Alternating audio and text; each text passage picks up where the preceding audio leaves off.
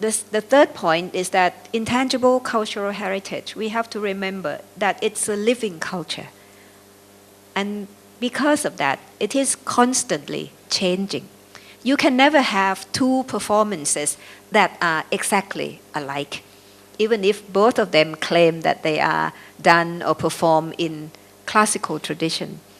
With different dancers, different singers, different musicians, I mean, you have different performance. Or, I don't know, you can never cross the same river twice, if you think of that saying. So it is, I think sometimes it is hard to draw the line, a clear line between transmission and recreation. I'm not going as far as saying that every transmission is recreation, but it has certain characteristic of recreation. And because of that, it may raise issues of authenticity. But that probably is not as important as who will decide, who will make decision about authenticity and what you do with it. It will be a great pity if a government department start setting up standardization that will require performances or cultural practices to be exactly the same according to standard, whatever standard that may be. So I hope that the variation, the diversity of the practices, of the performance may continue, but it is up to the local community and up to the strength of the local community to maintain, to affirm the kind of style of their cultural practices, cultural performances. And they should be the one to decide which option they will take. Okay. Now, the fourth point is that this is very much the situation in Thailand, is that state education policy on paper, you're talking about the constitution, this is recognized in the constitution.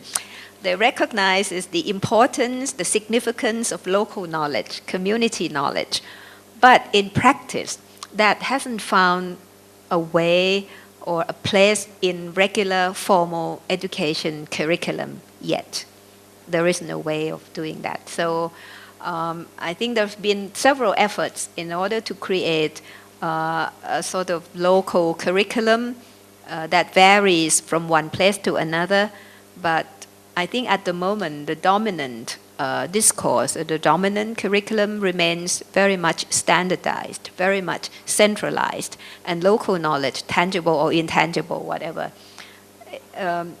doesn't have a kind of an infrastructure within formal school education, not as yet.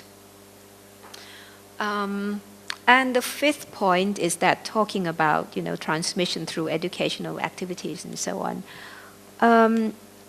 Structurally, local museums are not an integral part of local schools.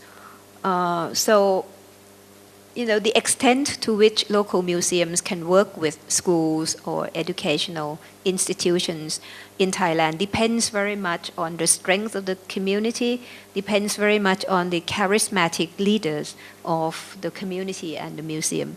We find that in some places where the abbot, who is a charismatic monk and leader of the community, support this kind of activities, then you will get cooperation from museums and schools and teachers. So they come together and organize some kind of activities. But if you don't have a leader like that, then it's kind of activities are fragmented, and schools have their own priorities and museums have their own priorities, and it is quite hard to in that context try to find a space, create a space in a museum for learning and practicing and transmitting of intangible cultural heritage for local children.